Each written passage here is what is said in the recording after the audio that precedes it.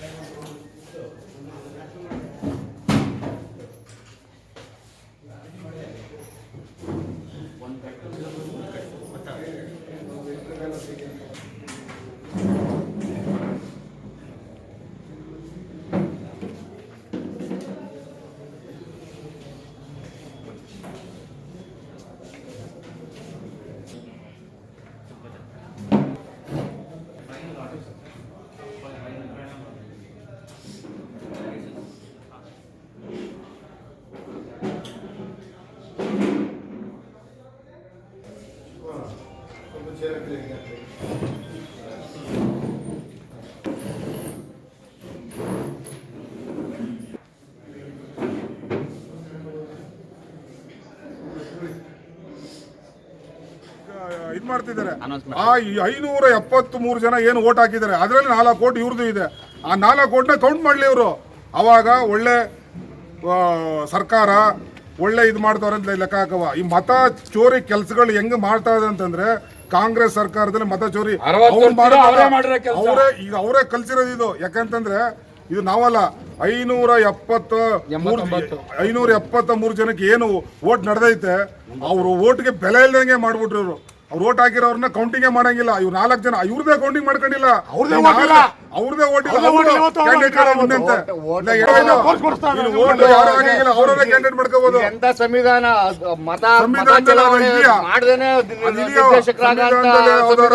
ಮತದಾನ ಮಾಡದೆ ಒಬ್ಬ ಜನಪ್ರತಿನಿಧಿ ಆಗಕ್ಕಾಗತ್ತಾ? ಅವನು ಓಟ್ ಅವನೇ ಹಾಕಳದೆ ಜನಪ್ರತಿನಿಧಿ ಆಗಕ್ಕಾಯ್ತಾ? ಎಲ್ಲಾರು ಇದೆಯಾ ಈ ದೇಶದಲ್ಲಿ? ಎಲ್ಲ ನಡೆದಿದ್ಯಾ?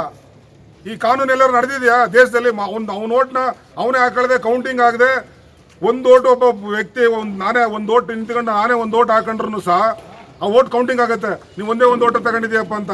ಆದ್ರೆ ಆ ಓಟ್ನ ಅವ್ನು ತಗೊಂಡೇ ಇಲ್ಲ. ಅವನು ಓಟೇ ಇಲ್ಲ. ಅವ್ನ ಓಟ್ ಅವನೇ ಹಾಕೊಳಕ್ಕಾಗಿಲ್ಲ. ಅವನು ಇವತ್ತು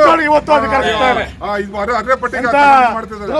ಈ ತರ ಏನಂತಂದ್ರೆ ಅಧಿಕಾರಿಗಳು ಸರ್ಕಾರದ ಕೈಗೊಂಬೆ ಆಗಿ ಕೆಲಸ ಮಾಡಿ ಇವತ್ತು ಎಲ್ಲರನ್ನೂ ಒಂದು ಇವರು ಹೇಳ್ತಾರೆ, ಇವರು ನಾವೆಲ್ಲನೂ ಉಳಿಸ್ತೀವಿ ಏನು ಉಳಿಸಲ್ಲ ಇವರು ಎಲ್ಲ ಸೇರ್ಕೊಂಡು.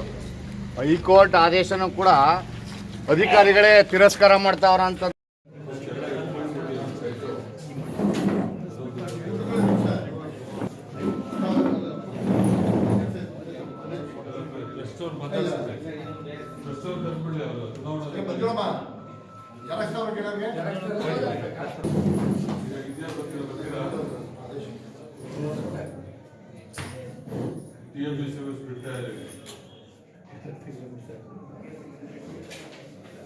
ನಮ್ಮ ಗಾಡಿ ಇಲ್ಲ, ಬರ್ತಿರಲ್ಲ.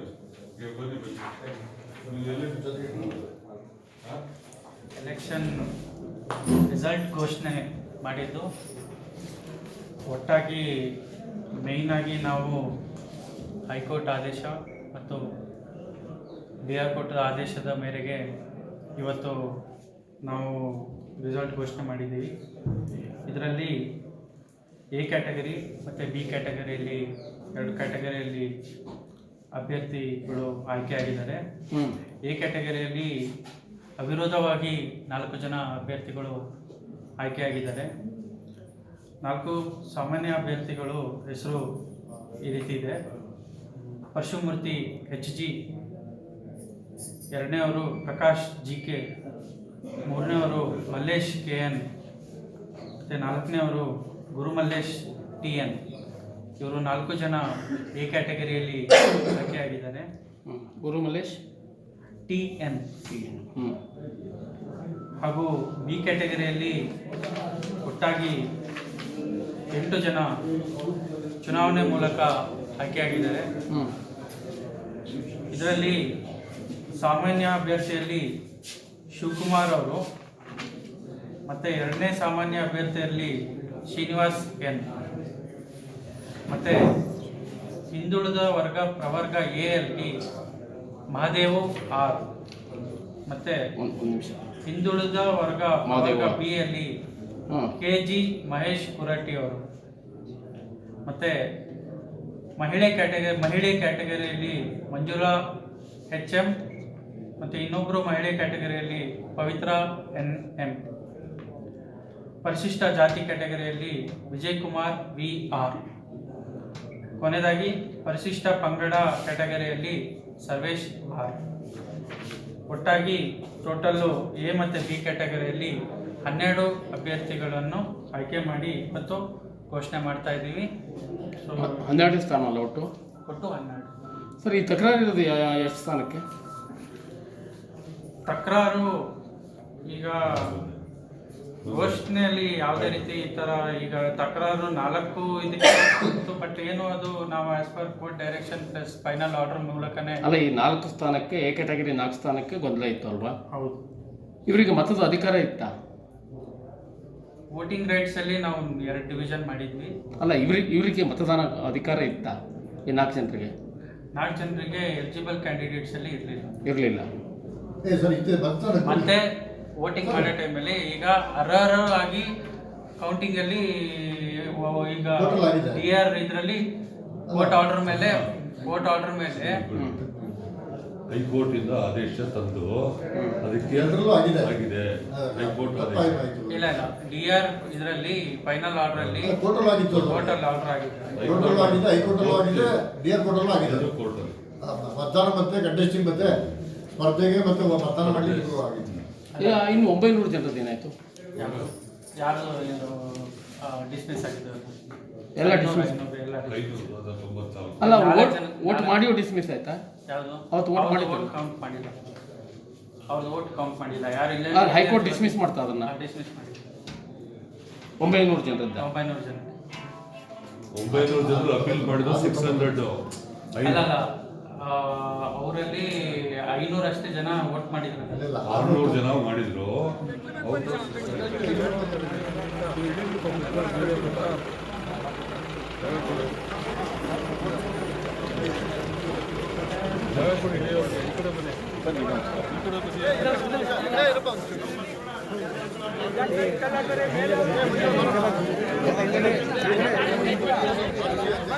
ನಮ್ಮ ಪಕ್ಷದ ಶಾಸಕರು ಮತ್ತು ಮುಖಂಡರು ಆಗಿದ್ದಂತಹ ಶಾಮನೂರು ಶಿವಶಂಕರಪ್ಪನವರು ಲಿಂಗೈಕ್ಯರಾಗಿದ್ದಾರೆ.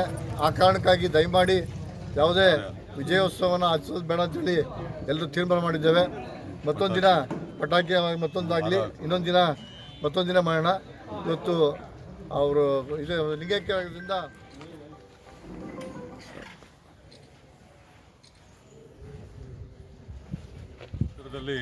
ಆ ದಿವಸ 413 ಮತಗಳಿಗೆ 412 ಮತಗಳಿಗೆ ಚುನಾವಣೆಯನ್ನು ಮಾಡಿದರು. ಬಿ ತರಗತಿಯಿಂದ 4 ಎ ಮತ್ತು ಬಿ ತರಗತಿಯಿಂದಲೇ 412 ಮತ್ತು ಎ ತರಗತಿಯಿಂದ 4 ಸೊಸೈಟಿಗಳಿಗೆ ಆ ದಿವಸ ಅವಿರೋಧ ಆಗಿತ್ತು.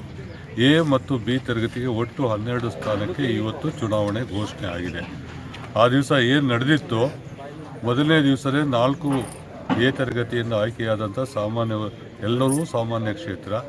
ಅವ್ರು 4 ಜನರು ಆದೇಶ ಪತ್ರದಂತೆ ಪರಶುಮೂರ್ತಿ ಒಬ್ಬರು, ಎರಡನೇದು ಗುರುಮಲ್ಲೇಶು, ಮತ್ತು GK ಪ್ರಕಾಶ್ ಅವರು, ಮತ್ತು ನಮ್ಮ ಕಸೂನಹಳ್ಳಿಯಿಂದ ಮಲ್ಲೇಶು. ಎ ತರಗತಿಯಿಂದ 4 ಜನರು ಅವಿರೋಧವಾಗಿ ಆಯ್ಕೆ ಆಯಿತು.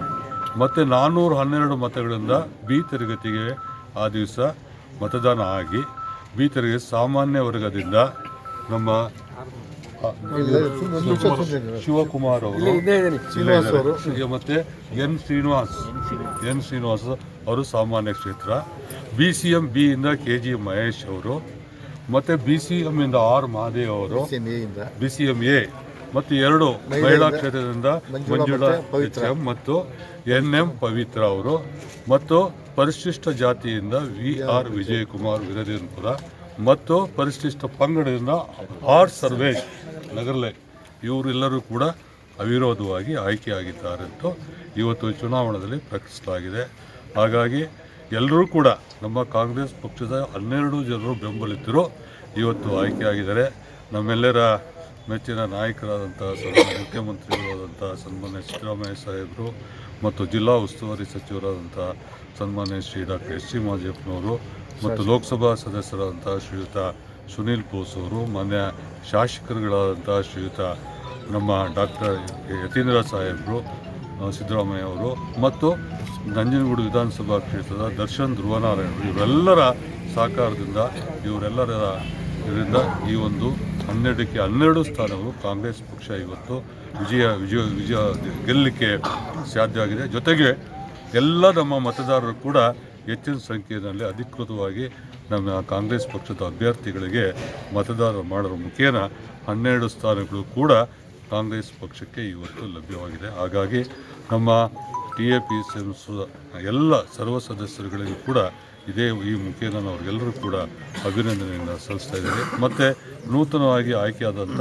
ಎಲ್ಲ ನಮ್ಮ ಪಕ್ಷದ 12 ಜನ ನಮ್ಮ TAPCMSನ ಆಡಳಿತ ಮಂಡಳಿಯ ಸದಸ್ಯರು ಕೂಡ ನನ್ನ ಅಭಿನಂದಿಸಿ ಇನ್ನು ಒಳ್ಳೆ 25ರಿಂದ 30ನೇ ಸ್ಥಾನದವರೆಗೆ ಈ ಒಂದು ಅವಧಿಯಲ್ಲಿ ಒಳ್ಳೆ ಕಾರ್ಯಕ್ರಮವನ್ನು ಮಾಡಲಿ.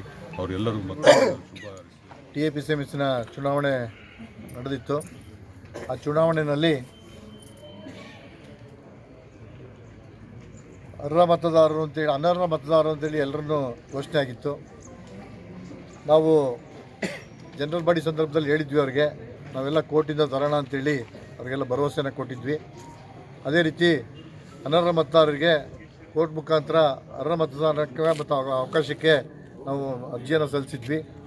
ಕೋರ್ಟು ನಮಗೆ ಎಲ್ರಿಗೂ 591 ಜನ ಮತ್ತು ಇನ್ನು 21 ಜನ ಮತ್ತು 4 ಜನಕ್ಕೆ ಅರ್ಹ ಮತದಾನಕ್ಕೆ ಮತದಾನ ಮಾಡಲಿಕ್ಕೆ ಮತ್ತು ಅವಕಾಶ ಕೊಟ್ಟಿದ್ದರು. ಕೆಲವರಿಗೆ ಮತದಾನ ಮತ್ತು ಸ್ಪರ್ಧೆ ಮಾಡಲಿಕ್ಕೆ ಅವಕಾಶಗಳನ್ನು ಕೊಟ್ಟಿದ್ದರು. ಆ ಪ್ರಕಾರವಾಗಿ ಚುನಾವಣೆ ಆಗಿತ್ತು. ಚುನಾವಣೆ ಆದ ನಂತರದಲ್ಲಿ 3ನೇ ತಾರೀಕು ಅದೇ ನಮಗೆ ಕೊಟ್ಟಂಥ ಹೈಕೋರ್ಟು ಅದನ್ನು ರದ್ದು ಮಾಡಿತ್ತು. ರದ್ದು ಮಾಡಿ ಕೊನೆಯಲ್ಲಿ ನೀವು ಸೆಕ್ಷನ್ 17ನಲ್ಲಿ ಇಲಾಖಾ ಮುಂದೆ ಹೋಗಿ ಇತ್ಯರ್ಥ ಮಾಡ್ಕೊಳ್ಳಿ ಅಂತೇಳಿ ನಮಗೆ ಆದೇಶ ಮಾಡಿದರು. ಆ ರೀತಿಯ ನಾವು ಇಲಾಖಾ ಕೋರ್ಟಲ್ಲಿ ಸೆಕ್ಷನ್ 17ನಲ್ಲಿ ಅರ್ಜಿಗಳನ್ನ ಹಾಕೊಂಡಿದ್ವಿ. ಮೊನ್ನೆ ಮಾನ್ಯ ಜಿಲ್ಲಾ DR ಅವರು ನಿರ್ದೇಶನವನ್ನು ಮಾಡಿ ನಮಗೆ ಯಾರು ಅನರ್ಹರಾಗಿದ್ದರು ಮತ್ತು ಸ್ಪರ್ಧೆ ಮಾಡಿದ್ದಂಥವ್ರು ಅವ್ರಿಗೆಲ್ಲ ಅರ್ಹ ಮತದಾರರು ಅಂತೇಳಿ ಅರ್ಹರು ಅಂತೇಳಿ ಅವರು ಘೋಷಣೆ ಮಾಡಿಕೊಟ್ಟಿದ್ದಾರೆ. ಆ ಮುಖಾಂತರ ಇವತ್ತು ಚುನಾವಣೆ ಘೋಷಣೆ ಆಗಿದೆ. ಆ ಚುನಾವಣೆ ಫಲಿತಾಂಶದಲ್ಲಿ 12ಕ್ಕೆ 12 ಜನ ಕಾಂಗ್ರೆಸ್ ಬೆಂಬಲಿತ ಅಭ್ಯರ್ಥಿಗಳು ಆಯ್ಕೆಯಾಗಿದ್ದೇವೆ. ಎಲ್ರಿಗೂ ಹೆಚ್ಚಿನ ಮತದಾನ ಏನು ಬಂದಿತ್ತು ಅದೇ ರೀತಿ ಇವತ್ತು ಚುನಾವಣಾಧಿಕಾರಿಗಳು ನಮ್ಮೆಲ್ಲರನ್ನು ಅರ್ಹ ಮತ್ತು ನಮ್ಮನ್ನು ಘೋಷಣೆ ಮಾಡಿದ್ದಾರೆ, ಎಲ್ಲ ಗೆದ್ದಿದ್ದೀವಿ ಅಂತೇಳಿ. ಈ ಗೆಲುವಿಗೆ ಕಾರಣ ಆದಂತಹ ನಮ್ಮ ನೆಚ್ಚಿನ ಶಾಸಕರಾದಂತಹ ದರ್ಶನ್ ಧ್ರುವಣ್ಣ ಅವರಿಗೆ, ರಾಜ್ಯದ ಮುಖ್ಯಮಂತ್ರಿಗಳಾದ ಸಿದ್ದರಾಮಯ್ಯ ಸಾಹೇಬರಿಗೆ, ಜಿಲ್ಲಾ ಉಸ್ತುವಾರಿ ಮಂತ್ರಿಗಳಾದಂಥ ಮಾದೇವಪ್ಪ ಸಾಹೇಬರಿಗೆ ಹಾಗೂ ಪಾರ್ಲಿಮೆಂಟ್ ಸದಸ್ಯರಾದಂತಹ ಸುನೀಲ್ ಬೋಸ್ ಅವರಿಗೆ, ಮಾನ್ಯ MLC ಅವರಾದಂತಹ ಯತೀಂದ್ರ ಸಿದ್ದರಾಮಯ್ಯ ಸಾಹೇಬರಿಗೆ, ಮಾನ್ಯ ಮಾಜಿ ಶಾಸಕರಾದ ಕಳಲೆ ಕೇಶವಮೂರ್ತಿ ಅವರಿಗೆ ಹಾಗೂ ನಮ್ಮನ್ನೆಲ್ಲ ಆಯ್ಕೆ ಮಾಡಲಿಕ್ಕೆ ಸಹಕರಿಸಿದಂತಹ ನಮ್ಮೆಲ್ಲ ಮತದಾರ ಬಂಧುಗಳು ಹಾಗೂ ಷೇರುದಾರರಿಗೆ ಹಾಗೂ ಪ್ರತ್ಯಕ್ಷವಾಗಿ ಪರೋಕ್ಷವಾಗಿ ಚುನಾವಣೆಯಲ್ಲಿ ನಮಗೆ ಸಹಕಾರ ನೀಡಿದಂತಹ ಎಲ್ಲರಿಗೂ ಕೂಡ ಕೃತಜ್ಞತೆಯನ್ನು ಸಲ್ಲಿಸ್ತೇನೆ. 91 ಜನಕ್ಕೆ ಮತದಾನ ಮಾಡಲಿಕ್ಕೆ ಅವಕಾಶ ಕೊಟ್ಟಿತ್ತು ಕೋರ್ಟು. ಮತ್ತು ಅದೇ ಕೋರ್ಟು ಅದನ್ನು ನೀವು ಸೆಕ್ಷನ್ 17ನಲ್ಲಿ ಇತ್ಯರ್ಥ ಮಾಡ್ಕೊಳ್ಳಿ ಅಂತೇಳಿ ಅದನ್ನು ಡಿಸ್ಪೋಸ್ ಮಾಡಿಬಿಟ್ಟಿದೆ. ಅದು ಇವತ್ತು ತಹಶೀಲ್ದಾರರು ಅದನ್ನು ಕೌಂಟಿಗೆ ತಗೊಳ್ಳಿಲ್ಲ. ಅವರು ಇದು ಚುನಾವಣಾಧಿಕಾರಿಗಳು ಹೈಕೋರ್ಟ್ ಮತ್ತೆ ದಯಮಾಡಿ ಹೈಕೋರ್ಟ್ ಆದೇಶ ಮತ್ತೆ DR ಕೋರ್ಟ್ ಆದೇಶ ಎರಡು ಇದೆ. ಈಗ 1 ನಿಮಿಷ, ಅರ್ಹರು ಎಷ್ಟು ಜನ ಸಂಸ್ಥೆಯಲ್ಲಿ? ಅರ್ಹರು ಎಷ್ಟು ಜನ? 412 ಜನ. 412 ಜನ, 4 ಜನ, 416 ಜನ. 4 ಜನರಿಗೆ ಪ್ರತ್ಯೇಕವಾಗಿ ಎ ತರಗತಿಯವರಿಗೆ ಇಲ್ಲ ಅದು ಬೇರೆ ಕಂಟೆಸ್ಟಿಂಗ್ ಅಂಡ್ ವೋಟಿಂಗ್ ಅದು ಬೇರೆ. ಬಿ ತರಗತಿಯಲ್ಲಿ 4 ಜನಕ್ಕೆ ಅರ್ಹರು ಅಂತ ಮಾಡ್ಕೊಟ್ಟಿದ್ದಾರೆ. 412 ಜನ ಅರ್ಹ. ಈಗ ಅವ್ರದ್ದು ಒಂದು ಆರೋಪ ಇದೆಯಲ್ಲ, ಈ 4 ಜನರಿಗೆ ಅವ್ರದ್ದು ಓಟನ್ನೇ ಅವ್ರಿಗೆ ಅಧಿಕಾರ ಇಲ್ಲ, ಆದ್ರೂ ಅವ್ರು ಗೆದ್ರು ಅಂತ. ಅಲ್ಲಲ್ಲ, ಅವರು ತಂದಿದ್ರು voting and contesting and voting ಅವರು ತರುವಾಗ ಸ್ಪರ್ಧೆ ಮಾಡ್ಲಿಕ್ಕೆ ಮತ್ತೆ ಮತದಾನ ಮಾಡ್ಲಿಕ್ಕೆ ಅಂತ ಹೇಳಿ ಅವ್ರಿಗೆ ಆದೇಶ ತಂದಿದ್ರು. ಓದ್ಬೇಕಲ್ಲ, ಅದನ್ನ ಮಾನ್ಯ ಜಿಲ್ಲಾ ರಿಜಿಸ್ಟ್ರಾರ್ ಅವರು ಎತ್ತಿ ಹಿಡಿದಿದ್ದಾರೆ ಆದೇಶವನ್ನು.